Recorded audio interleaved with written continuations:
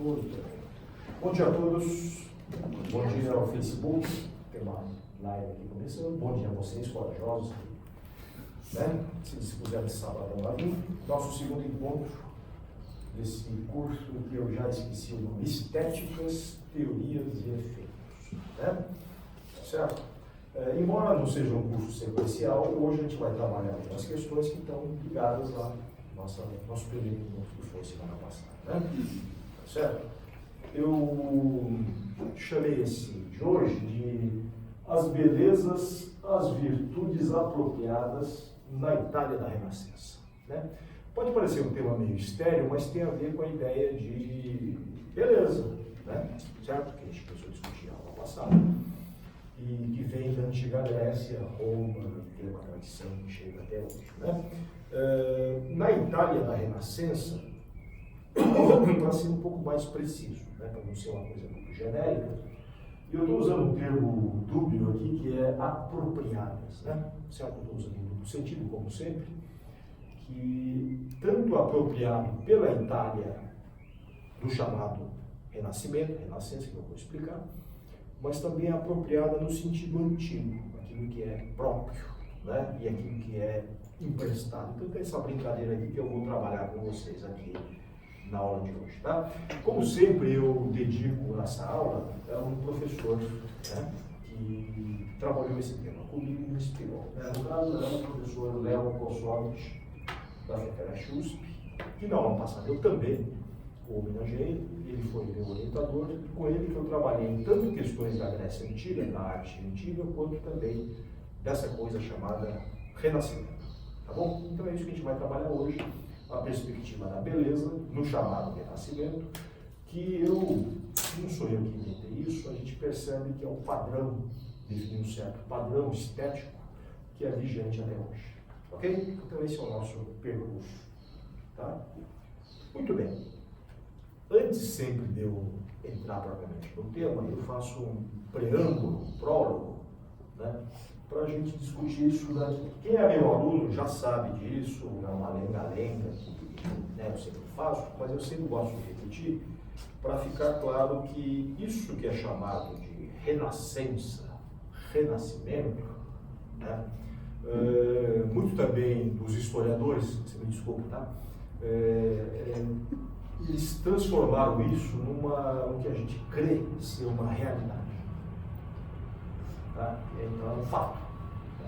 Isso já é naturalizado pela historiografia, pelos textos, então essa coisa existiu, chamada Renascimento.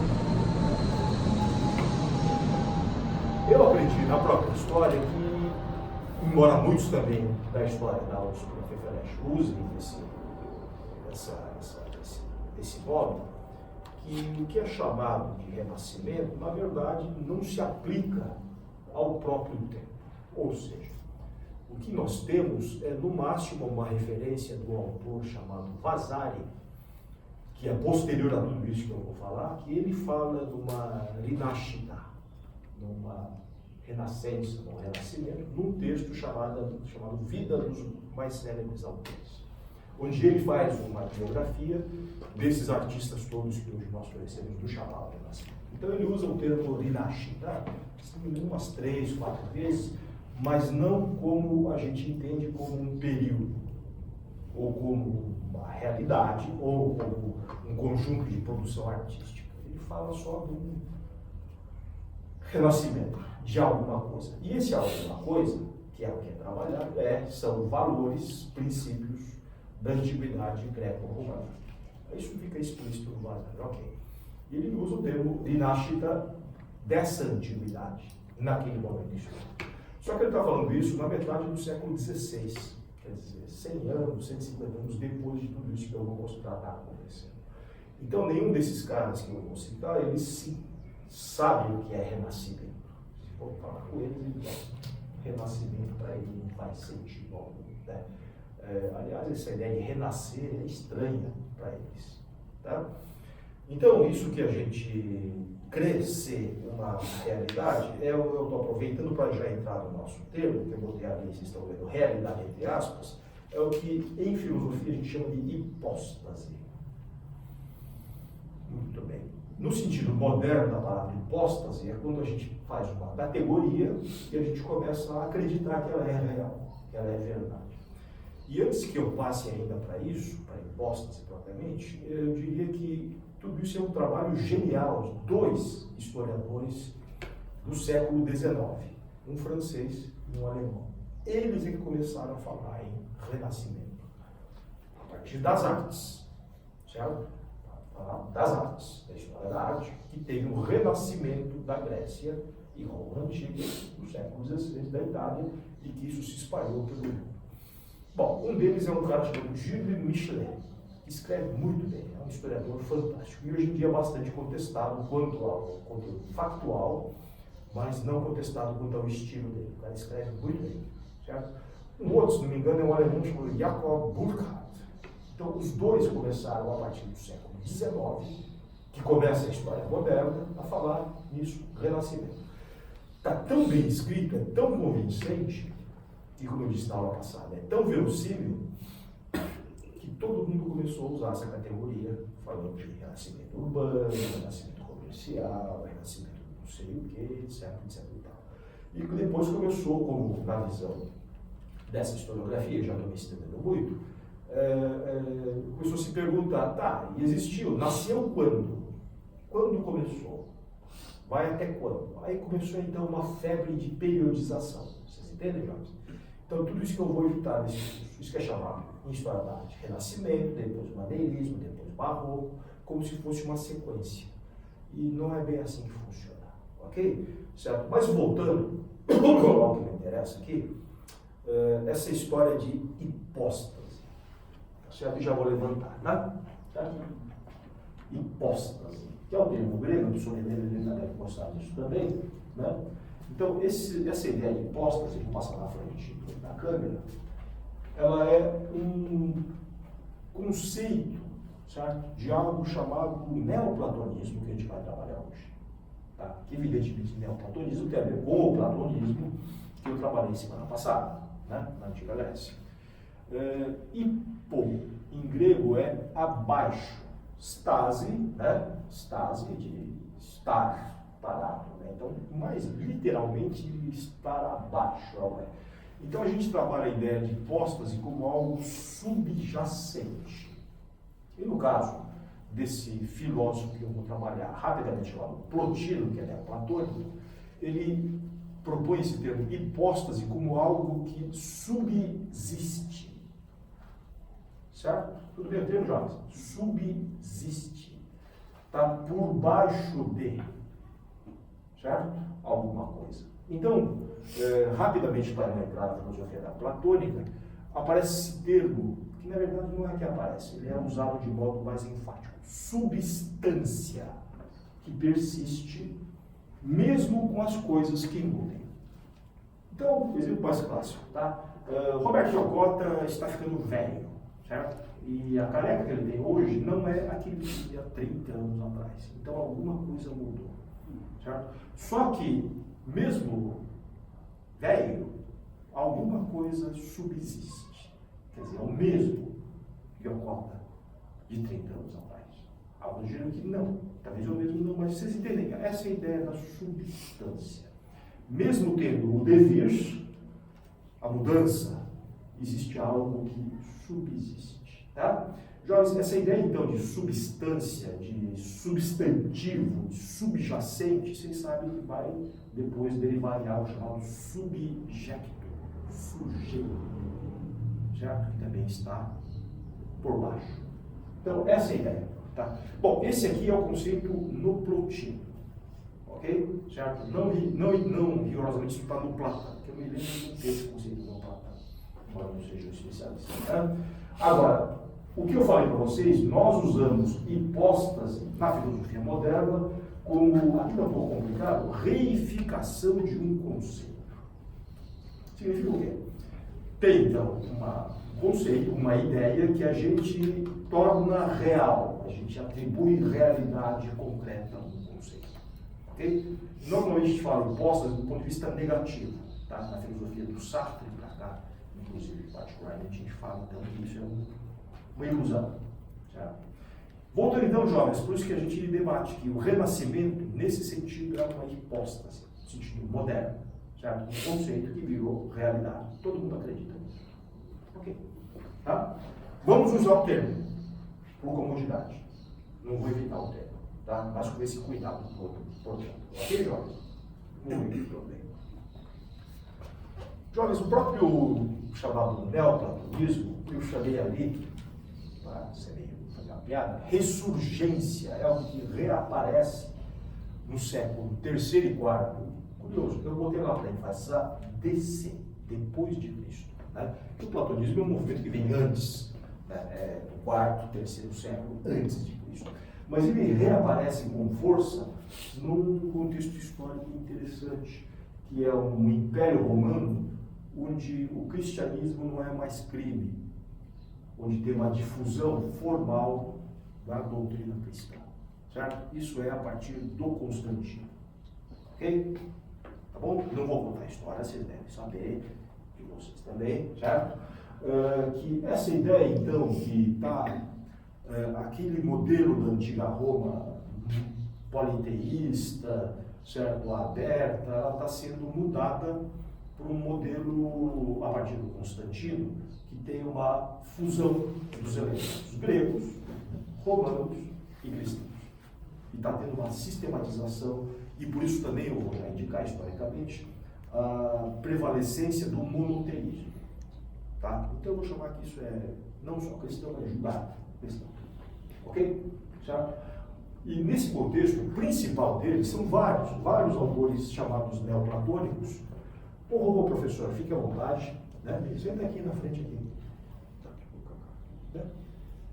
E o principal, mais famoso deles é um filósofo chamado Plotino. Tá? Não vou aqui reconstituir a filosofia do Plotino, mas ele define então uma série de categorias, esses graus de realidade do platonismo. O mundo das ideias, que é a realidade, e o que o Plotino chama de hipóstase, até chegar ao mundo dos fenômenos. Certo?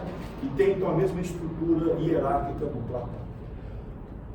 O Plotino nos interessa aqui porque ele é uma das fontes de um outro cara mais importante para nós aqui, que é um pensador chamado Agostinho de Hipona. Hipona é a cidade, tá? Do norte da África, onde ele viveu. Que depois ele vai ser canonizado como Santo Agostinho.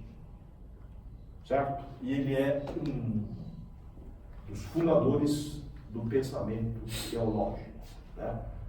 A pessoa chama de filosofia cristã, não vou chamar disso. Mas tem uma teologia fundamentada na filosofia do Plotino. Especialmente numa obra aqui, que talvez se eu me lembrar ao longo da aula, eu cito, chamado Cidade de Deus. Entre várias obras do Agostinho. Tudo bem, Jorge? E dentro da obra do Agostinho, que tem um fundamento teológico principalmente, quer dizer, ele tenta fundamentar filosoficamente a doutrina cristã, é evidente que eu não vou aqui reconstituir isso, né? Mas tem também uma estética. A estética agora eu estou usando de modo anacrônico, quer dizer, ele não vale ter uma estética, mas tem elementos do que nós hoje chamamos de estética, ou seja, o pensamento sobre as sensações, sobre a beleza, que eu já expliquei no ano passado. Né?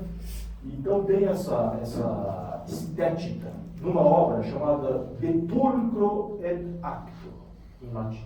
Agora é latim eclesiástico, tá bom, Jacques? Né? Esse De Pulcro et Acto, em latim, é da beleza e da aptidão, ou adequação, esse acto.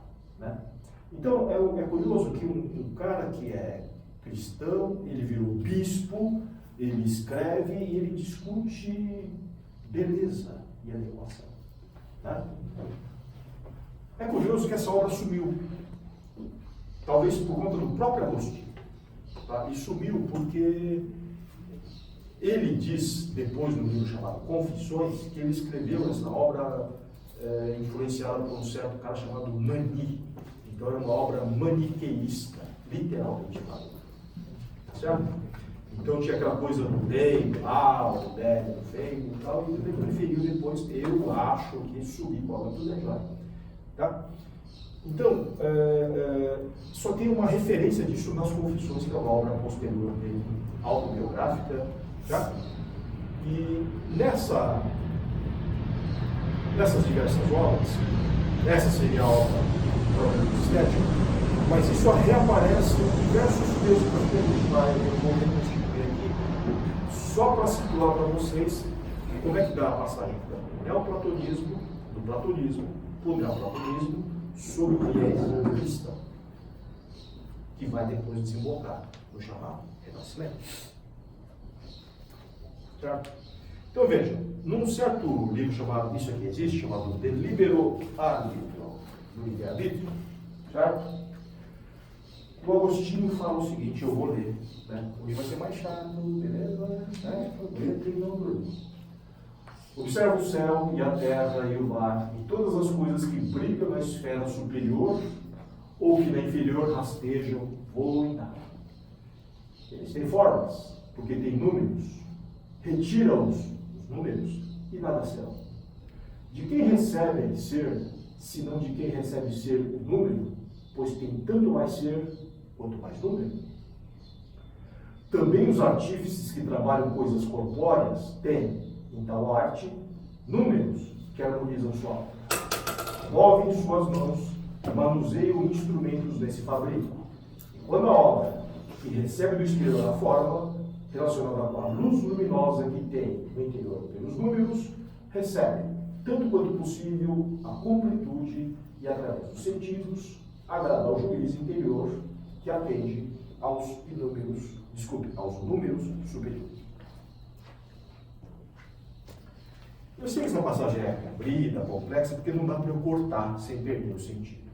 Tá certo? O Agostinho escreve assim, bem compacto. Né? Mas aqui eu estou pegando uma passagem que tem a ver com essa, que vem através do Plotino, que é do Platão, que a ideia, se vocês não se lembram, claro que não veio, da medida, do metro. Certo? E aqui no caso do Plotino e do Agostinho, é aritmos, número. Ele fala número, quer dizer, tem um número que é a medida das coisas, e é isto que é o que dá ser realidade das coisas. Tá? Então, esse número é o que dá sentido às coisas, aos fenômenos. Tá? Então, você tem que entender a medida, no caso aqui, o número, para entender a realidade. Eu sou justamente olhando com uma cara estranha, porque isso que falou numa aula passada. Só que eu falei assim, depois nós falamos disso aqui.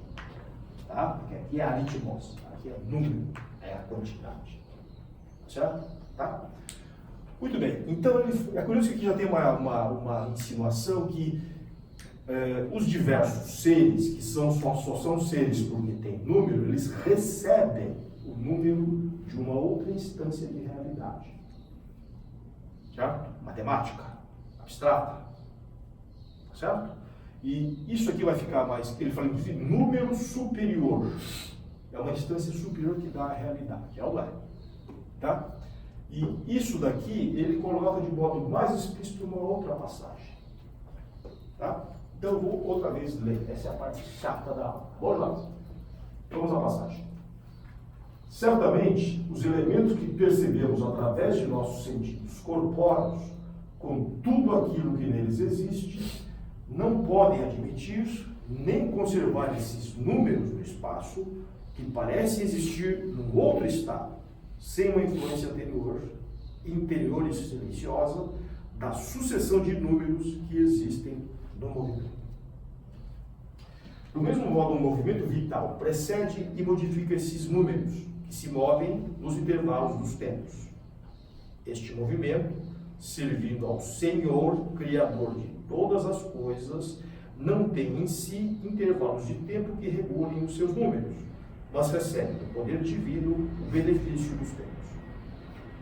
Acima deste poder estão os números intelectuais e racionais das almas santas e bem-aventuradas que transmitem sem intermediários a lei a que obedecem as coisas terrenas e os infernos, a própria lei de Deus, sem a qual a folha não cai da árvore e pela qual os nossos cabelos estão contados. vez é uma passagem longa que eu não consigo quebrar sem quebrar o sentido. Né? Aqui, não vou entrar numa armadilha, que é a questão do tempo e da sucessão, que dá uma bela discussão do Agostinho, ok? Certo? Que também é trabalhado por vários filósofos. Aqui me interessa discutir só que a questão do número, certo? Vem dessa instância superior, que no Platão era o mundo das ideias, que aqui é Deus, certo? Que é o que o Plotino chamava de Uno, que é a instância superior, suprema, certo? Que é a fonte de toda a realidade. Por isso que, através do Plotino, embora o Plotino não seja ele, evidentemente, cristão, mas tem toda uma estrutura, como eu já falei na aula passada, de como o platonismo é assimilado, certo? E ele vai ser a base do pensamento cristão com essa fundamentação. Então, também a questão do número, ele é a instância abstrata que vai regular a diversidade dos seres do mundo dos fenômenos. Tá? Interessante, né? Claro que isso depois vai dar uma questão científica, vai dar uma questão geométrica, vai dar uma questão de quantificar, etc. E tal, né? Tá até no Descartes depois, né? Figura, movimento, número, quantidade, né? Enfim.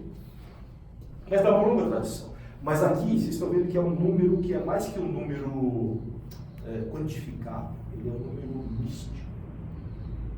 Tá? Ele tem um sentido místico. E aqui no caso místico judaico-cristão. Então aí muitos apontam, e eu não vou discordar, que tem uma relação com o que eu ensinei no patológico da matemática, que são os pitagóricos. Os pitagóricos também têm uma relação mística com os números. Tá? Então, o Agostinho reelabora tudo agora em termos de Senhor Criador e almas santas e bem-aventuradas. Então, aquele mundo abstrato do Platão está vindo uma outra roupagem aqui. Na terceira passagem, que estou dividindo em duas, que é muito comprida, isso aqui é só para nos dar o quadro, tá, Jota? Do que a gente vai trabalhar depois. Tá? O Agostinho, quando ele fala da doutrina cristã, livro 1, vou ler a passagem. Por conseguinte, se nesta vida mortal, em que somos viajantes longe do Senhor, queremos tornar a pátria, onde poderemos ser plenamente felizes, deveremos servir-nos deste mundo e não fruir. Através das coisas criadas e com o intelecto, procuraremos desvendar as perfeições invisíveis de Deus, ou seja, por meio das coisas corpóreas e temporais, alcançaremos as coisas eternas e espirituais.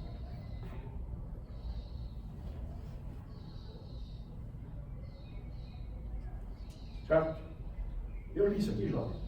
Ih, deu iaca, tá? Tinha que ler isso aqui antes. Certo? Tem que ler a conclusão disso aqui. Maldito. Vou ler essa parte outra vez, tá, Jota? Porque não fez sentido algum, não, né? Corta isso depois da edição, tá? Fruir é ligar-se por amor a uma coisa, tida em si mesmo. Por outro, utilizar é referir aquilo que se usa à obtenção daquilo que se ama, desde que deva ser amado. Assim, uma utilização ilícita é chamada abuso ou de uso abusivo. Tomemos então como hipótese que somos viajantes e que não podemos ser felizes senão na pátria. Míseros por tal exílio e desejosos de sair da miséria, queremos regressar à pátria. E para conseguir regressar à pátria, de que queremos fruir, precisamos de nos servir de veículos de transporte marítimos ou terrestres. Mas, se as belezas da viagem ou os próprios embalos dos veículos nos deleitarem, iremos virar-nos para a fruição daquilo que apenas devíamos utilizar. Então, não desejaremos que a viagem finde em breve e, imersos num deleite perverso, distanciar-nos-emos da pátria, cujas doçuras nos tornariam plenamente felizes. Compreende, né, jovem? Certo? Mas aqui está a discussão do belo e do hábito. Vocês estão vendo, né? A questão da beleza, do que é belo e do que é útil, certo? Do que a gente pode usar. Curioso, eu não vou entrar, fazer uma risadinha, que aparece muito a palavra pátria aqui, né, jovem? Tá? Isso eu vou deixar para outras considerações contemporâneas, tá? Certo?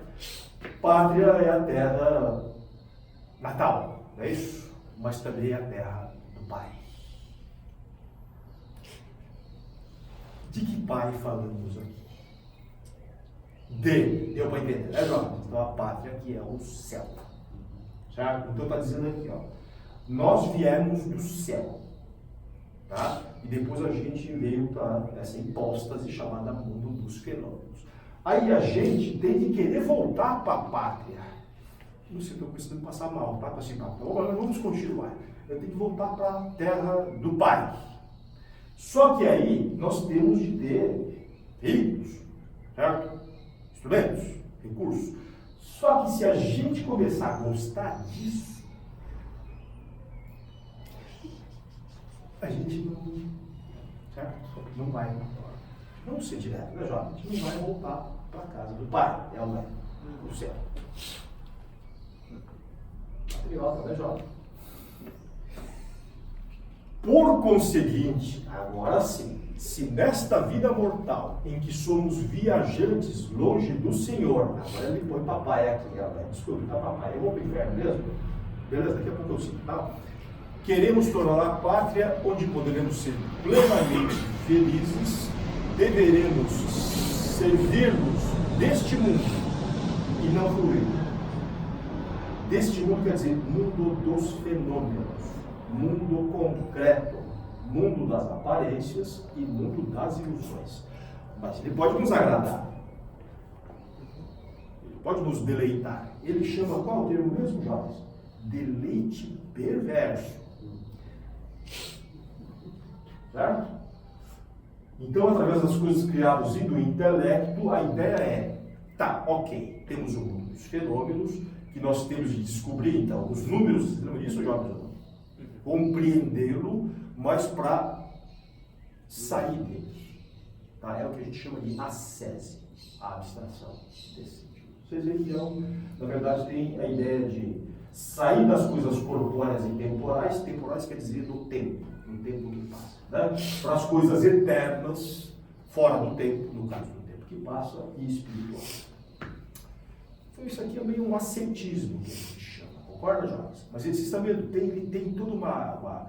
E o texto do Agostinho, quando a gente lê, por exemplo, as Confissões, é fantástico. Você às vezes chora de rir. Ele tem uma coisa de um apelo aos sentidos, que ele mesmo fala assim, eu sou um sensual. Mas é um sensual que levita. Então é curioso isso, né? Deu para entender, né, jovens? Então a ideia é sair disso, da coisa dessa beleza perversa dos sentidos, para uma contemplação de uma beleza suprema, que no caso aqui é Deus.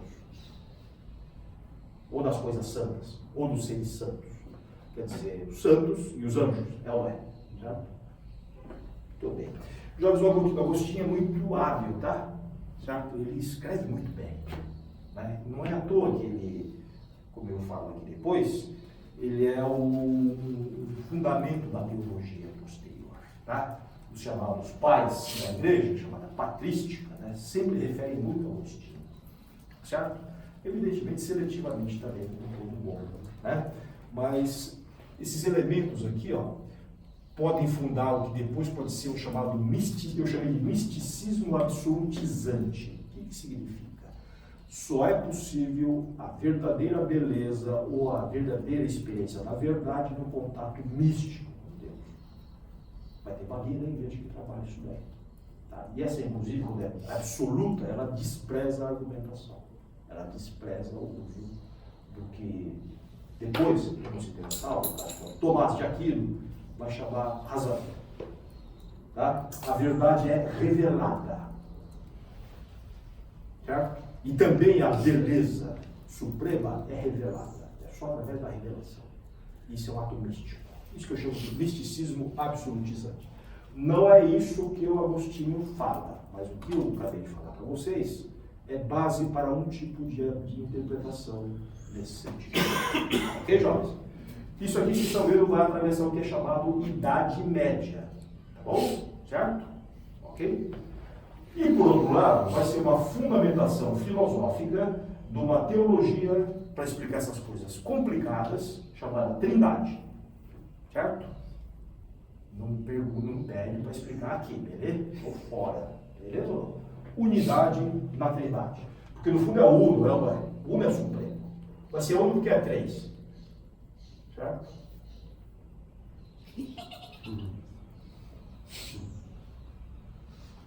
Vai ler que o cara explica, tá?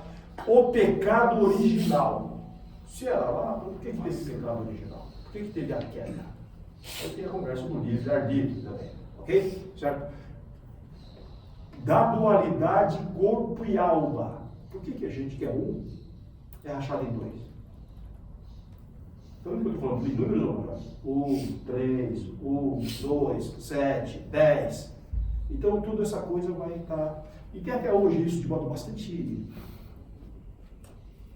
um esoterismo tolo, né, que tem por aí, né, essa coisa, mas lá era uma coisa bastante forte, tá?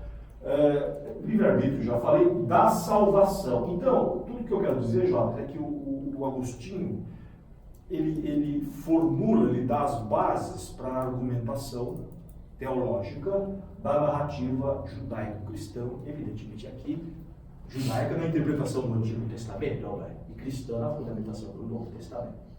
Tá? Muito bem. Por isso que depois vai ter algo chamado universitas, né? Que vai pegar esses textos todos e vai ter um debate, aí vai ter, não estava isso, vai ter as disciplinas que você vai ter de formação, né? Das mentes para a contemplação desse absoluto, né? O trívio, o quadrívio, que é a coisa da escolástica medieval. Tá? Isso aqui eu não vou desenvolver aqui, que vai longe, né? Vocês percebem, né? Tudo bem, jovens?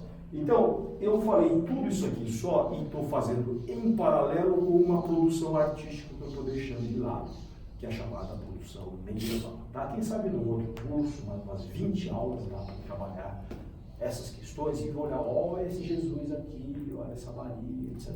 Eu vou citar isso rapidamente, porque isso aqui, vocês estão vendo, é o framework, é o quadro dentro do qual, que geralmente não é citado. Isso aqui que eu mostrei para vocês não é discutido quando você vai falar da arte do Renascimento. Por quê? Porque o pessoal fala, isso aqui nem como. Não é isso. Ao contrário, eu quero mostrar para vocês que tem uma linha de continuidade. Certo? E é isso que é meio diferentão no papel de João. Tá?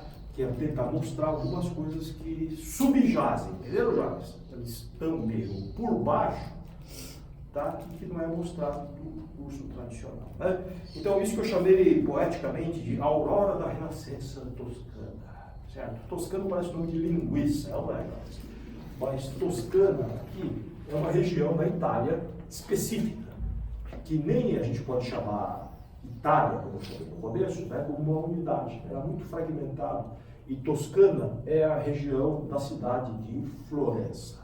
Para eles, Firenze, certo? Que era a antiga Etrúria, certo? Até, inclusive, era paralela e concorrente, anterior até a Roma antiga. Tá? Os florentinos mais, digamos, cultos, eles talvez, acho que não tem mais isso, lá na avacalhação geral. Mas, enfim, tem essa ideia de uma antiguidade, rival à Roma, tá bom? Isso dos florentinos mais antigos.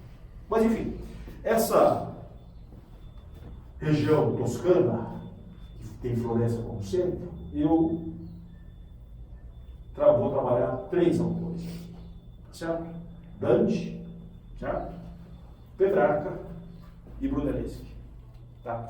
Dante, não preciso apresentar, é um poeta famoso, né? Certo? Final do século XIV, tá certo? Ele é o pai da língua italiana moderna, certo? O italiano moderno é dantesco, como se diz, né? É o florentino que vem pela elaboração. Porque também tinha, vocês sabem disso, quem não sabe azar, tinha um monte de dialetos. Agora a língua oficial que vai se consolidar é o dantesco. pessoal da Itália fala isso bastante. Mas o Dante que eu estou falando, ele é tido como um poeta que é moderno, ele é um antecipador. Talvez o Dante não se pensa assim. Ele, na verdade, ele é o que melhor elaborou, como Agostinho também, ou Contigo, você foi estudando os casos que melhor elaboraram um quadro cultural de produção, né? E fazer uma síntese. Então, muita coisa que aparece no Dante já é algo que está sendo trabalhado em diversos lugares, diversos modos, não só na língua, na poesia, mas também nas artes, nas imagens e tudo mais. Tudo isso eu não posso examinar aqui, certo? Tá? Mas só para também não ficar assim, individualizando no Dante um movimento cultural maior. Todos eles que eu vou citar têm essa mesma característica, tá bom, jovens? Tá? É que muito da historiografia, inclusive pós-Vasari, que eu vou citar, e inclusive a do século XIX, vai formar heróis, indivíduos, né, que produzem isso. Sim, eles são indivíduos singulares e destacados, mas eles são, digamos, felicidades de uma cultura mais ampla que sintetizam esse processo maior. Tudo bem? Não sei porque eu estou falando isso, mas sei lá. Bom, jovens, para ir direto ao assunto, não vou aqui trabalhar a grande obra do Dante, que é a Divina Comédia, todo mundo deve saber, então eu já estou partindo direto para um certo imaginário que o Dante cristaliza, que não é ele que inventa. Quem está olhando isso aqui é um esqueminha que parece um funil, mas é um esqueminha do chamado inferno, tá certo? Tá? Então todo mundo sabe que a chamada Divina Comédia é estruturada em 3 atos, 3 partes, tem o inferno, o purgatório e o paraíso. Tá? Então o Dante, ele, não vou contar a história, tá? Enfim, ele passa pelos diversos círculos do inferno, vocês estão vendo aqui, eu vou usar esse papinho aqui, ó, que bacana, certo? Ele vai aqui, vai descendo pelos círculos do inferno, aqui é o carinha, certo? The Boss, certo? É engraçado, isso aqui parece o level design, né? Tá? Então aqui ele chega, tem o boss da fase aqui, certo? Que é um cara muito bacana, chamado Lúcifer, tá?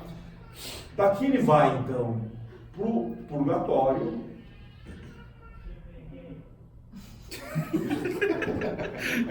Só falar do inferno, o bebê começou a tem, então, o purgatório e depois ele faz o percurso do paraíso. Né? Muito bem. Nós sabemos que aqui, antes disso, jovens, é uma coisa curiosa. A crença, na época, é que mesmo a alma salva, aquele que vai para o paraíso, faz esse percurso. Então não é aquele papo assim, foi bom, filho, então São Pedro, legal. Tá certo? Então isso aqui é uma aspas, crença medieval. Ao longo da chamada Idade Média, falando chamada, tá? Se começou a fazer essas imagens, né, de como seria esse percurso, quais seriam, digamos, os tormentos e quais seriam as dores representadas nos ciclos do inferno. E vai muito longe disso, só vou dizer rapidamente, vocês veem que o que ficou famoso a partir do Dante é que são tormentos físicos,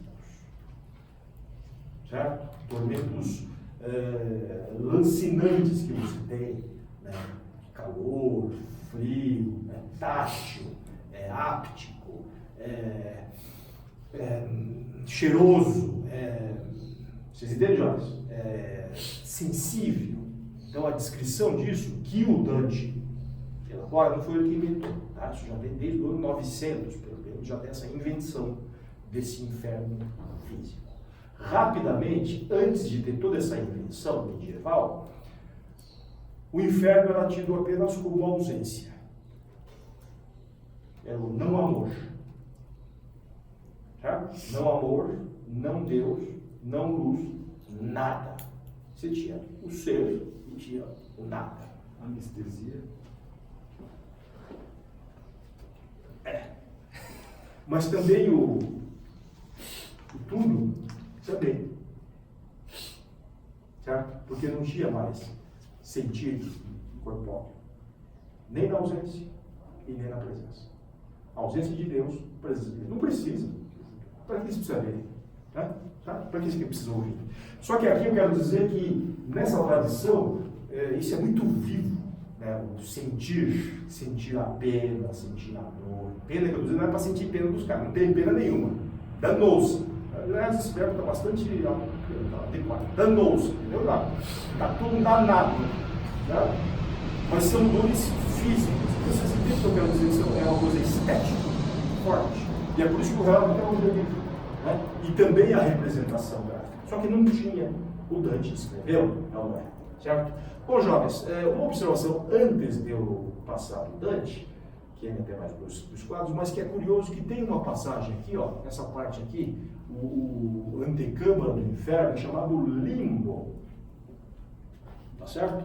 E é lá que o Dante, ele mesmo se figura fazendo percurso, tal, não sei o quê, e ele lá encontra os filósofos, encontra os gregos, encontra Aristóteles, Platão, certo? O pessoal bacana, certo? Encontra os romanos, por quê? Eles seriam eles não podem ser salvos, eles não podem estar no céu. Por quê? Porque eles não conheceram Jesus. Tá certo? Sorte. Não vejo, assim é uma coisa, certo? É um cristão, então eles não podem. Mas ao mesmo tempo eles não são assim, pecadores, sujeitos. Então eles estão num bagulho, não é um bagulho, né? Num limbo, que é uma antecâmara, certo? Do inferno. Inclusive um deles que vai se unir dele, que é o chamado Virgílio, certo? Que é o poeta, certo? Da Eneida. É isso, né? Certo? Que seria o Homero romano. Tá? Então Virgílio, como um poeta romano pagão, e portanto não pode se salvar, porque não conheceu Jesus, ele vai guiar o Dante por esses círculos aqui que eu falei, que essa, posso chamar de imersão, jovem? Essa imersão na dor, né? Tá certo? Vamos perder a prática do videogame, tá? Muito bem. Então aqui, jovens, sim. Esse level design, se o André Gaspar tiver nessa aula, esse level design, esse desenho dos níveis do inferno, tá bem apropriado do que eu estou falando, tá? Esses níveis do inferno, isso aqui é um desenho do cara que eu vou usar daqui a pouco, chamado Sandro Botticelli. Ele recebeu uma encomenda de ilustrar a comédia, certo? Do Dante. Não terminou, tá? Ok? Não terminou a encomenda, né? Mas eu escolhi ele não é à toa, tá bom? Tá bem, jovens? Tá? Não é para falar aqui, isso é todo. Tá vendo? Isso aqui, jovens, é o croquis do Botticelli, certo? Que ele não chegou a terminar. O boss da primeira fase, certo? É o Lúcifer aqui, né? Segundo a descrição de Dante, então ele é um cara que está com 3 cabeças, tem 3 bocas, cada boca mastiga um traidor, certo? Um dos traidores aqui é Judas, para quem não sabe, na boca central. Também tem o Cássio e tem o cara lá no Júlio César, lá, o Brutus. São os 3 grandes traidores, né? Certo? Matadores de rei. Certo? Interessante, né, jovens? Rei. Pior cara que trai o capítulo. O rei. Tá bom, jovens? Tá? Vai na boca do Lúcifer. Muito bem. Jovens, eu estou botando aqui o croquis porque o que também o Botticelli está fazendo, não é ele que inventou essa figuração, né, do bicho peludo, com chifre, asa de morcego, etc e tal, que é o cramulhão, certo? Cramulhão, o termo, coisa ruim, etc e tal. Mas ele, como é mal, é o mal supremo, não é? Ele também é o feio, não é? É o horrível. Certo? Ele tem uma figuração assim, ele é nojento, repugnante, baba, fede, etc. Eu estou usando tudo isso para deixar claro, né? Esse uso do recurso estético, para passar esse recado. Embora aqui tem outras obras, um dia talvez, não é promessa, eu faça um curso sobre a figuração do mal. Entendeu? Talvez eu faça. Isso é um projeto meu antigo, assim, tá? Para fazer uma genealogia do mal. Tá? É engraçado que ele usa os olhos nas asas iguais aos querubins antigamente, né? Calma. Tem uns anjos embaixo também. Devagar. Parece que tem uns anjos embaixo. Ali no canto. Onde aqui? Não, aqui é os dois saindo correndo aqui, ó. É assim, ó. Vamos lá, deu ruim aqui. É o Dante e o Virgílio assim. Passa rápido aqui. Provavelmente ele tá correndo. Olha os homens aí. Tudo bem?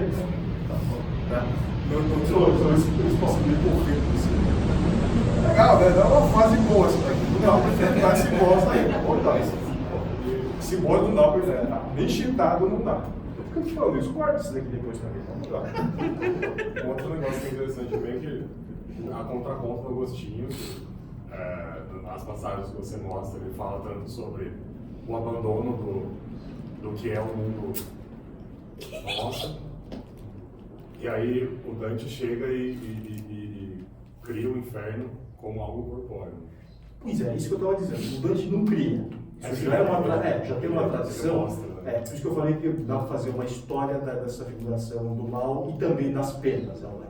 Desde o ano 900, por aí, antes, mas em 900, quando ia dar aquela chamada virada do milênio, tá? Teve então lá digamos assim, na Europa inteira aquela história assim, o mundo vai acabar, então, arrependei-vos. Então veio uma enxurrada de imagem do que significaria o tormento do mal. Então eu falo que o Dante consolida isso. Essa figura aqui do diabinho assim, já tem pelo menos aqui eu vou chutar, uns 200, 300 anos. Tá certo? E em Florença mesmo, uns 150. E aí ele tem um contraponto com o Agostinho, que vai defender que você abandone o... Não, o contraponto é outro. Porque, na verdade, o que o Agostinho fala é aquela coisa para a alma beata. Agora, isso aqui eu vou chamar de igreja regular, os caras que se dedicam à salvação. Agora, isso aqui, a gente sabe disso, porque é portal de igreja românica. Tem essas imagens todas do Apocalipse e tal, e é o povão. Certo? Tá? Então, essa coisa que dá essa aula da figura do mal, você tem essa invenção literária e, ao mesmo tempo, figurativa das dores. Certo? Do mal, etc. Né? E da repugnância que isso causa, que é mesmo, né? Você vai para o inferno, certo? Jesus vai voltar e você vai para o inferno, e é isso aqui que acontece lá, ó. Não é aquela coisa assim, você vai para o escuro, não vai ter Deus, vai pensar, que se deu para entender. Não, você vai queimar, você vai ser esfolado, certo? Vai entrar escrevendo pelo seu marido, vai ficar assim, é isso. Curioso, né, João? Enfim.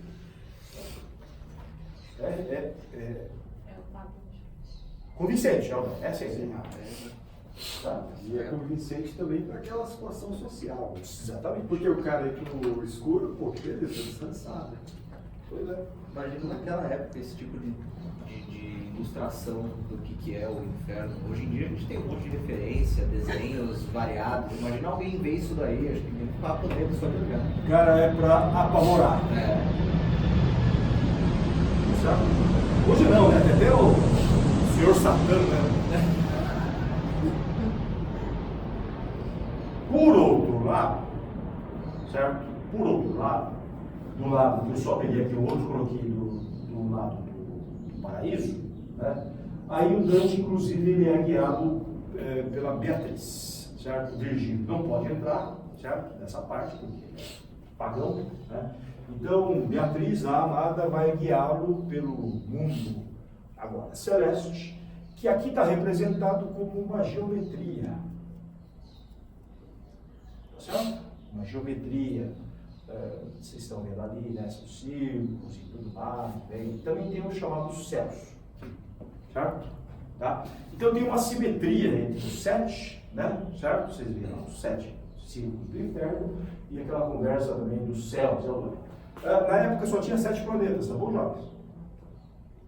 Né? Tá? Só tinha 7 planetas, tá?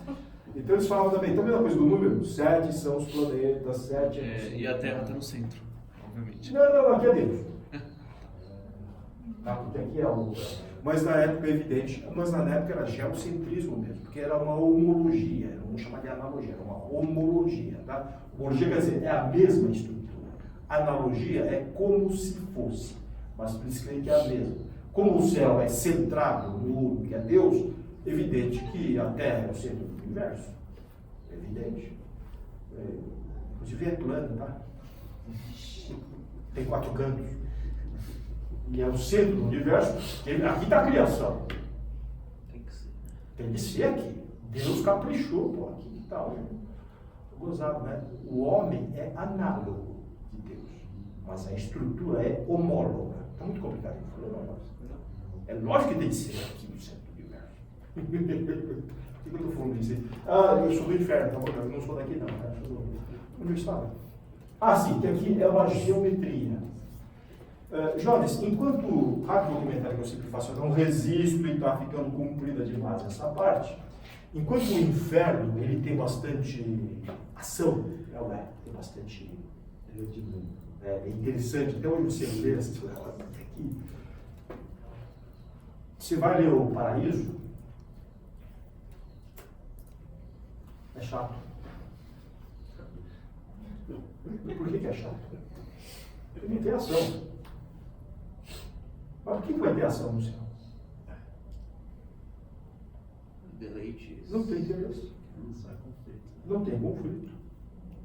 Eu sempre falo, não tem jogo no céu. No winner. No winner. No loser. No challenge. Nada. O que você tem? Contemplação. Legal. Certo? Os níveis, aqui não é uma questão agora de hierarquia, pior ou melhor. Só depende da sua visão grau de atitude. Certo? Mas o fim é a contemplação do mesmo. Da mesma coisa. Se tiver, eu já brinquei de escola passada, se tiver uma musiquinha, é Lira e João Gilberto, vocês entenderam? Toda musiquinha suave, ou musiquinha de elevador. Não tem elevador, porque lá já em cima já é o elevado, não é? Então não tem graça, né, João? Mas é curioso, a poética do Dante, mas claro que isso também é minha leitura, a leitura, a modulação, a narrativa, ela é assim, beata, tranquila, suave, você dorme, vai, tá? Eu sempre falo que o paraíso é louco para você, o paraíso não, o inferno é louco para você. O purgatório é sofrível, literalmente, não é? E o paraíso é um pé no saco. Mas eu vou para o inferno, tá bom? Por sua preferência. As almas, os que vão se salvar, não. Joyce, se bem que aqui então é uma coisa mais stasis, isso que eu quero dizer. Eu acho que o Dante é hábil bastante para saber que isso também no discurso dele. Vocês entenderam, Joyce? Poética. Tá? Então é culpa do cara que boceja. Na hora que o cara boceja, você vai para o inferno. Deu para entender, né, Joyce? Seu insensível, vai para o inferno. Oh, não! Oh, que lindo! Oh! Como se eu fosse sensível, né? Você vai para o inferno, você é sensível. Mas percebeu que a ideia é também... Né? Você percebe que o inferno é interessante. Ele estimula os sentidos. Agora o céu, ele é a contemplação das ideias. Vocês estão entendendo agora que eu quero dizer que tem o fundo da platônica, isso aqui, e também tem a ideia de desligar os sentidos. Né? Tá? Certo? Muito bem. Então eu estou citando essa estrutura que vem através do Dante, e também falando que o Dante citou os antigos, ele usa também uma estrutura poética antiga, só para dizer o que é a obviedade, que a antiguidade não acabou, ela está persistindo, está acontecendo através dos artistas, dos mosteiros, tá? Ok? Muito bem, só isso então que é o Dante nos interessa. A partir do Dante, certo? Que foi evidentemente uma glória poética e artística para Florença, outros autores também começaram, né, a trabalhar de essa onda dantesca, entre esses artistas, um cara chamado Petrarca, que também é poeta, certo? Final do século XIV, começo do XV, se não me engano, tá? Então, o Petrarca hoje, todo mundo hoje cita nos contextos sagrados como o primeiro dos humanistas. Esse é o termo, né?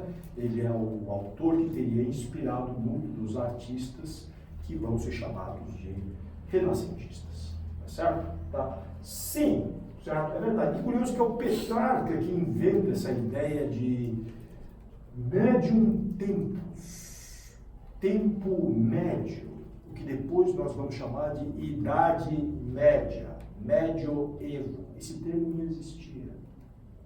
Certo? Porque a antiga pergunta, né? Idade média, média entre o quê? No meio do quê? A idade média. Antiga e média. O Petrarca, ele cunhou esse termo médio, temos para dizer assim, ó, tem os antigos, alguma coisa e nós. E aqui, médio tempos. Tá certo? Que depois chama Idade Média. Idade Média entre. Por isso que eu falo que o Petrarca ele define uma separação. Ele indivíduo. É ele junto com vários caras que propõe essa ideia assim, ó, isso aqui, até a gente, é uma Idade Média. Tá certo? Tá. Então, Gonzalo, ele que é, de certo modo, o inventor dessa ideia de Idade Média. Olha, embora eu uso o termo que vai se derivar do médium tempos, é o médium evo, que é usado nos 50 anos depois. Tá? Agora, tem uma outra questão que agora é complicada. Essa é mais complicada. Isso está em 90% dos recursos plantários. Tá? Se for levar mais de 200, eu vou para cima. O que é entendido como humanismo, todo mundo fala que é o homem, o centro do universo, conversa morta. Não é isso que o Petrarca fala de humanismo, certo? O que eu quis dizer, ó, sentido antropológico e antropocêntrico. Essa conversa é século XVIII para cá, tá bom?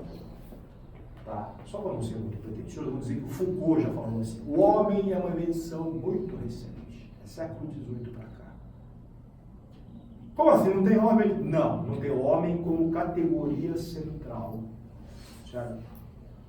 Do conhecimento. Tá? Eu sei que está doendo, Gilson. No chamado Renascimento, o homem não é o centro do universo. Ou até vai parecer pelo que eu vou mostrar.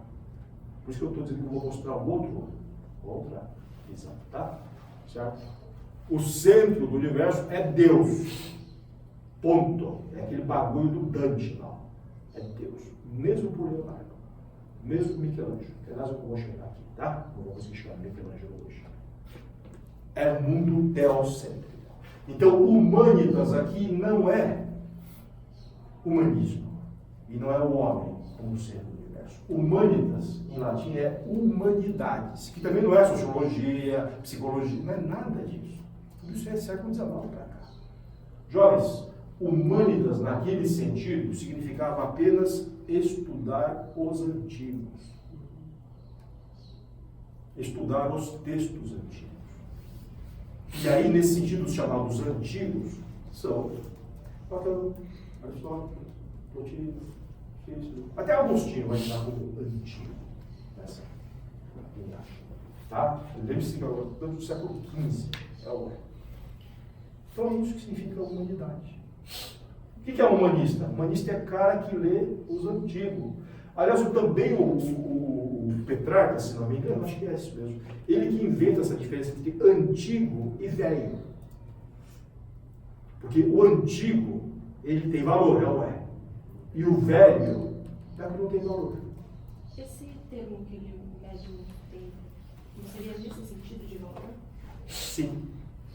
Porque ele acha que o médium tempus é uma... Eu não vou chamar de decadência, que é um termo moderno, tá? Porque o modelo dele, é bom se perguntar, é o da chamada roda da fortuna. Ele não pensa o tempo como uma sequência linear. Ele pensa o tempo como um ciclo. Então ele fala assim, a roda da fortuna, os antigos aqui em cima, nós aqui embaixo. E aqui, médio ele. Qual que é a ideia? A ideia é que o nós, aqui, a desgraça, certo? A gente, olha o termo, imite os antigos. Então aí vem aquele termo, certo? Esses caras, a ideia é, Pegar os antigos, aprender com eles para imitá-los. Imitá-los é fazer como? Vocês lembram disso, né? Talvez até superar. Tá? Embora o Aristóteles não vai aparecer muito, tá? Você sabe que esse papo é aristotélico da conversa passada, né? A ideia de imitação. Né? Ou de emulação, é um termo que aparece agora. Não é emulação de software, tá? Emulácio, agora no contexto do século XV, XVI, é uma imitação competitiva. Eu vou aprender um cara, imitá-lo, mas para ver se eu upgrade. Não é simulação. Não, é emulácio. Mas também tem o simulácio também, se é o caso. Tá? Agora a simulação sempre tem um sentido meio platônico. A simulação é o cara que vai fazer a aparência e pode ser só ficar na aparência e vai se degradar. Tudo bem? É gozado, né? Isso dá uma outra história. São tantos cursos a fazer, né? De como a ideia de simulação, ela sempre é uma coisa tida como degradação. Certo? Agora, emulação não. Curioso. Muito bem. Aqui tem um textinho do Petrarca mesmo, gozado, que chama-se Rerum Senilium Libri, o livro das coisas velhas. Estou brincando aqui, mas é um pouco isso, né? Das coisas senilium no caso de velho mesmo, né? Certo? Mas enfim, ele fala que ele responde a um poeta chamado Boccaccio, que escreveu, aliás, um poema muito bom chamado Decameron, certo? Vale a pena, é satírico, né? E tem um filme muito bom também do Miguel, esqueci. Era um cara lá na década de 70. Bom, um louvor que me fazes, eu não recuso. A esses nossos estudos, negligenciados durante muitos séculos, por meu engenho, muitos foram estimulados em Itália e muitos, porventura, fora da Itália. Sou efetivamente o mais velho de todos os que hoje se dedicam a esse trabalho. A tais trabalhos. Que trabalho? Trabalho de ler os antigos. Certo? Porque ele fala que ele foi abandonado, certo? E agora tem toda uma geração que está interessada nisso. E ele reconhece que ele é como é que chama? Senpai japonês, veterano, é o mestre, sei lá. Mas eles falam assim, eu sou o mais velho. Que agora tem todos uns caras que estão fazendo isso, estudando os antigos. Jovens, esse estudando os antigos, então, se dá em todos os níveis, certo? Diversos níveis da cultura, né, ué?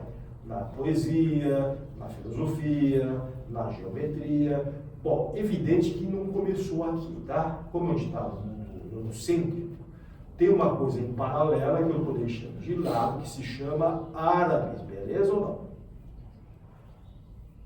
Mas árabe é islâmico, é ou não é? E os caras estão brigando. Então, por isso que eu estou deixando isso de lado, tá? Mas, gostaria de dizer assim, nós negligenciamos, quer dizer, muita gente ali deixou de lado esses estudos dos antigos que ficaram restritos a uma ou outra biblioteca, dependendo do mosteiro, dependendo da linha certo? Do abade, é ou é? Por isso que tem aquele filme chamado O Nome da Rosa, que é muito bacana. Talvez eu comente esse da cabeça, e tem um pouco desse conflito entre os místicos e os racionais, certo? Aqueles que não, tem que investigar, não pensa, não, é Deus que melhor parar, né? Certo? Vamos voltar aqui para o Petrarca, tá bom? Jovens, um dos autores que é retomado, que é o que a gente vai tomar como que é os vários, é um cara chamado Vitrúvio, certo? Caio Vitrúvius Pollius, né? Que é Vitrúvius Pollius. Eu peguei aqui um frontispício de uma edição do século XVI, porque o Vitrúvio, que é um autor romano do século I a.C., é o mais antigo texto que fala, sim, de arquitetura, mas também no corpo do tratado dele, dos 10 livros de arquitetura, também se fala nas outras áreas. E ele é das fontes mais antigas que tem, e é uma fonte controvertida. Na aula passada eu falei que, por exemplo, o Policleto se perdeu. O Vitrúvio não. Certo? Tá? Então o Vitrúvio ele foi lido, relido, discutido, polêmico, e eu vou retomar um pouco isso mais inteiro. Agora o Vitrúvio, ou os antigos, sob o viés de influência neoplatônica e evidentemente cristã, teológica. Esse é o Vitrúvio, tá bom? Então tá bom. Então não é o Vitrúvio da época. E aliás, eles também não, a ideia não é assim, ó, os antigos, nós, a ideia é que a gente aprenda com eles para ver o que a gente faz. Ok. Bom, para quem não conhece o Vitrúvio, eu vou fazer uma rápida explanação dos primeiros livros fundamentais, só para poder trabalhar os conceitos, tá? Que nos interessam. O Vitrúvio, ele não era um poeta, ele não era um filósofo, ele era um prático. Aliás, um cara chamado Alberti vai vir falar que a escrita dele é meio tosca. Tá certo? Que ele não sabe se está falando latim ou se está falando grego, quer dizer, você velho. E ele mistura tudo, o Alberti dá umas cutucadas depois eu volto ao Alberti, tá? Mas ele, de fato, não é um Cícero. Você vai ler o texto dele, aliás, o latim dele é muito controverso pelos latinistas, ok? Por isso também tem muito problema de tradução no Vitrúvio, tá? Mas então, o Vitrúvio, ele é um prático que dedica esse tratado ao primeiro imperador, que é o Augusto, o César é antigo, é o Otávio Augusto, sabe? O primeiro imperador. Então é disso, primeiro século antes de Cristo. Né? Então ele faz, de certo modo, uma súmula dos conceitos correntes, fala das artes, mostra um pouco de erudição, blá, blá, blá, blá, blá, blá, blá. Ok, e tenta então, não é ele que inventou, para sintetizar essas noções correntes. Né? Então o Vitrúvio ele define os princípios básicos da arquitetura, isso aqui vai atravessar a história da arquitetura, beleza? Tá? E ele usa, a arquitetura tem 3 princípios básicos: firmitas, utilitas e venustas. Bom, firmitas a gente consegue traduzir fácil, não é? A arquitetura precisa ficar de pé, certo? Ela precisa ter solidez, firmeza. Você está rindo? Firmeza, né? É o primeiro requisito básico, é construtivo, certo? Utilitas, também dá para traduzir fácil, certo? É utilidade, ela tem que servir para algum propósito, né? É para alguma coisa, é para alguém. Professor, isso é óbvio. Tá bom, ok. Tá. Agora, é o terceiro que a coisa complica. Certo? Esse termo chamado venustas. E a tradição tem traduzido como beleza. Jovens, vocês não repararam, e foi de propósito, qual foi o termo que eu usei do Santo Agostinho referente à beleza? É pulcro em latim. Pulcro. Esse termo a gente não tem em português, existe, tá? Chama-se pulcro. Você fala assim, moça pulcra, te bate. Você fala, estou elogiando, Cacilda. Você é bela, você fala, filha da pulcra. Teve graça nenhuma isso. Vocês estão de palhaçada, é chato pra cacete isso aqui. Né? Pulcro, pulcritudo em latim, é beleza. Agora aparece o tal de venustas. E esse termo aqui é um termo raro que a gente vê na retórica também latina. Quando se fala em estética, aspas, beleza. Certo? Pulcritudo. Eu falo assim, de pulcrum et aptum. Esse é o tratado do Agostinho. Da beleza e da adequação. O pulcro que aparece nas retóricas, o cara vai falar. Agora esse cara fala venustas. Teria relação com deusa Vênus? Aí que agora vem a especulação. Esse aqui é um pau quebrado em cima desse termo há pelo menos 500 anos. Bom, certo? Tá? Então, jovens, antes de responder, eu vou complicar, certo? Porque depois ele vai explicar Claro que ele explica então que a firmeza, a firmitas é isso, aquilo, que é tudo muito diferente. Entendeu, Jorge? Solidez, ele fala assim, a utilidade é assim. Agora, quando vai falar de venustas, veja que eu botei o termo venustidade ali, tá? Que também é desusado. Assim como púrpura é desusado em português, venusto e venustidade é desusado em português. Tá bom? Mas existe. Então vou chamar de beleza, certo? Então ele fala assim, ó, a venustas é composta de ordinácio, disposício, euritmia, simetria, decoro e distribúcio. Tá? Ordem, ordenação, disposição, euritmia, simetria, decoro e distribuição. Essas são as 6 partes da chamada venustas. Isso aqui é para arquitetura, tá legal? Então aí depois ele pega, ele fala, em arquitetura, ordinácio é assim, você põe uma coisa aqui, põe uma coisa para lá, bibibi. O ordinácio tem a ver com a utilitas, certo? Porque se tiver mal ordenado na utilitas, aí vai dar mal-estar. Se dá mal-estar, depois deu para entender, legal. Tá. Disposição é a mesma coisa, você pode botar perto, botar longe, põe antes, põe depois, Euritmia, eu usei esse termo antes, não sei não. Certo?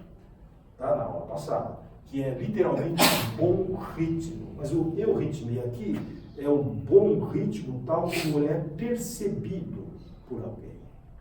Certo? Então, o exemplo mais simples de tudo para a época é assim, aquela coisa do ritmo das colunas. Você tem a coluna e tem um vazio.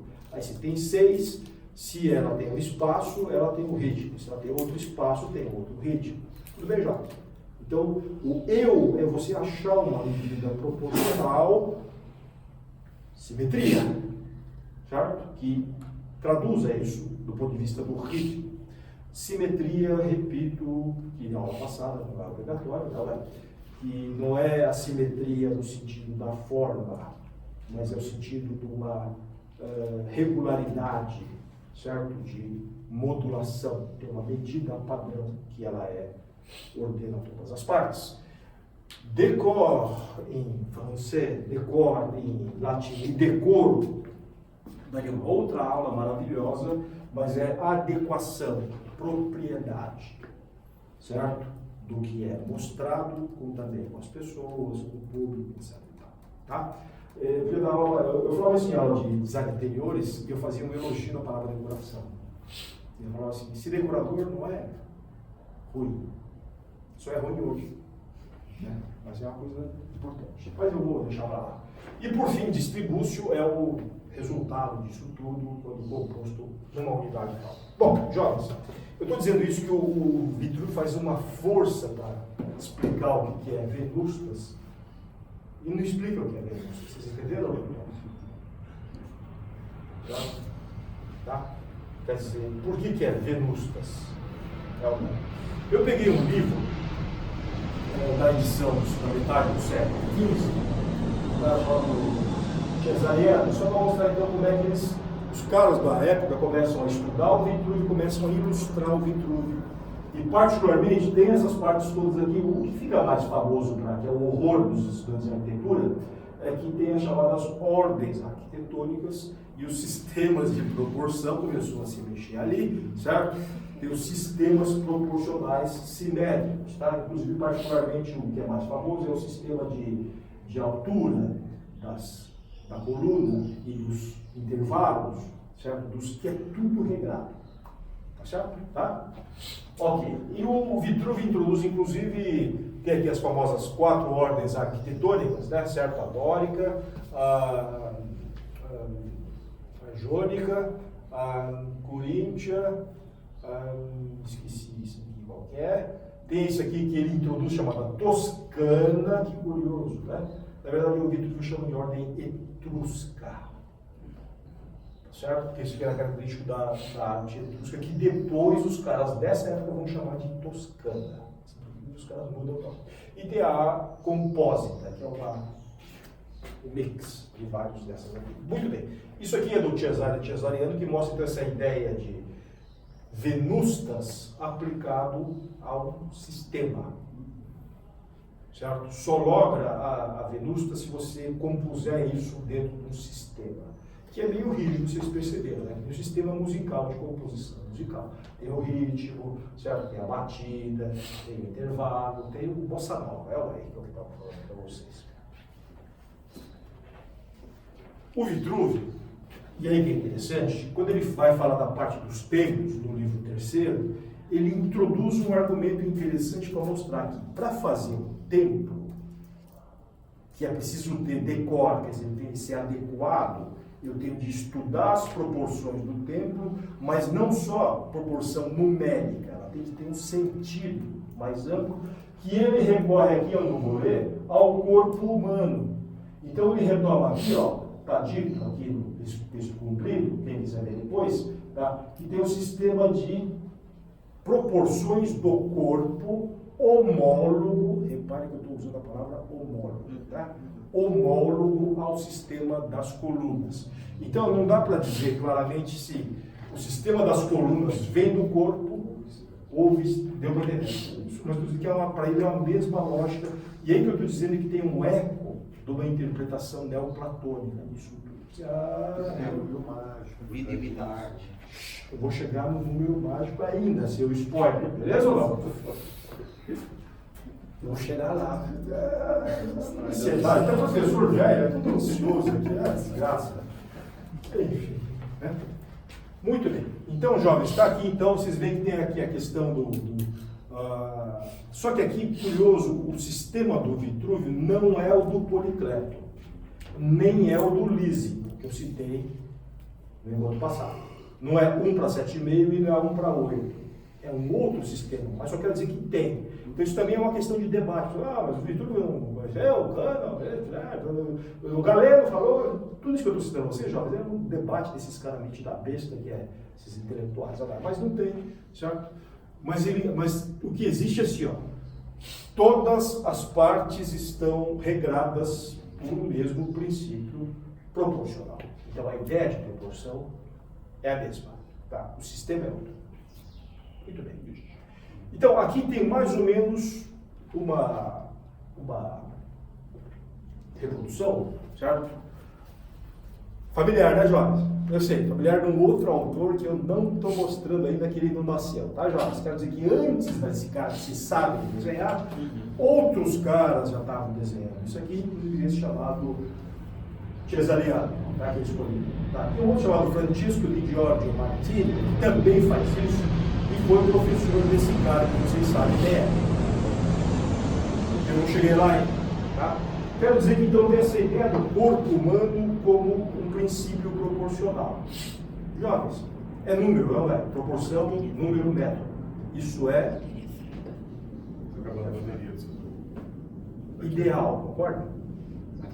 Está acabando a bateria, vai cair. Isso é ideal, é isso? Interessante que a genitália está no centro do desenho. Interessante que isso aqui não é o que o Vitrúvio fala, por isso eu botei de sacanagem. Olha, vocês são todos chatos, né? Mas você está vendo que é o corpo ideal de proporções? Daqui a pouco eu não tenho. Se que for dar uma decepção. O umbigo é naturalmente o centro do corpo. Te peguei. Quase.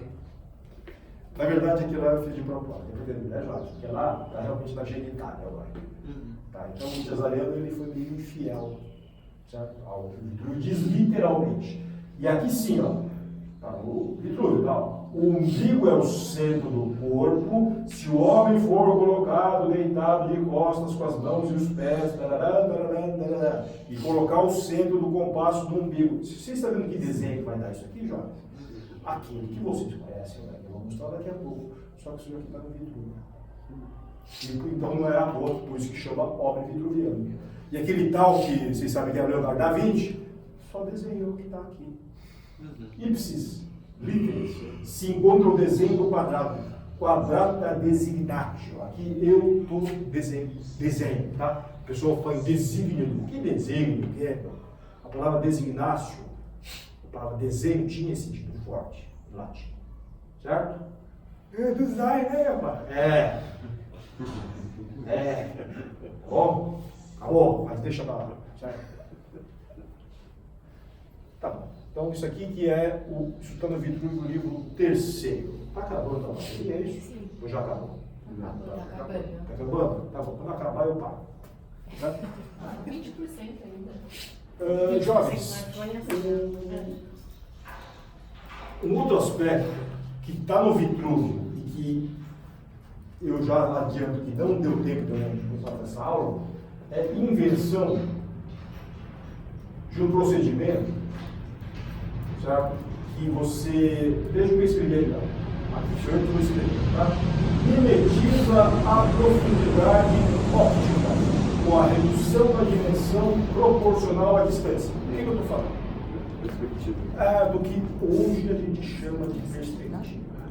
Só que o que o Vitruvio de Agatarco de Samos, que inventou isso, para uma peça de teatro do Esquilo. Certo? E é chamado de escenografia. Literalmente cenografia.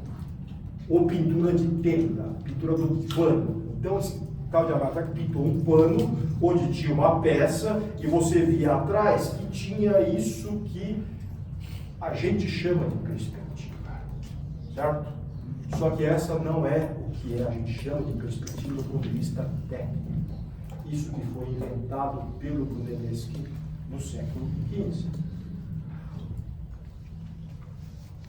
O que eu quero dizer, jovens, é que se o cara leu isso aqui, o cara fala assim, ó, vamos ver como é que a gente faz um bagulho desse. Que faz com que eu olhe para algo e pareça que, repare, pareça que diminui, certo? O tamanho com a distância. É o que nós chamamos de 3D, né, Alberto? Realista é um cacete. Desculpa. É uma técnica. Mas aqui eu só estou dizendo que no Vitruvio já tem uma referência que é polêmica, mas já se sabe, tá, Jorge? Eu tenho aqui uma figura. Isso aqui é um afresco romano, se não me engano, acho que isso aqui é Pompeia, que os caras pintavam um cenário, pintavam parede com essa técnica de imitação da profundidade. Só que ela não é a perspectiva que a gente conhece. E não é o software que a gente conhece. Tá? Certo? Só que essa aula eu não vou poder dar aqui, não coube. Ok? Mas isso também é um modo de fazer algo que é impressionante, não é? Para impressionar os sentidos. Para alguns, isso vai significar enganar os sentidos. Tudo bem, Jorge? Certo? Enganar por quê? Você simula, eu posso dizer nesse sentido, simula uma terceira dimensão. Outros diriam, eu imito uma terceira dimensão. Outros diriam, eu emulo uma terceira dimensão. Está entendendo a diferença? É que eu posso ser platônico e desqualificar, ou posso ser aristotélico e posso qualificar. Aí o juízo vai variar.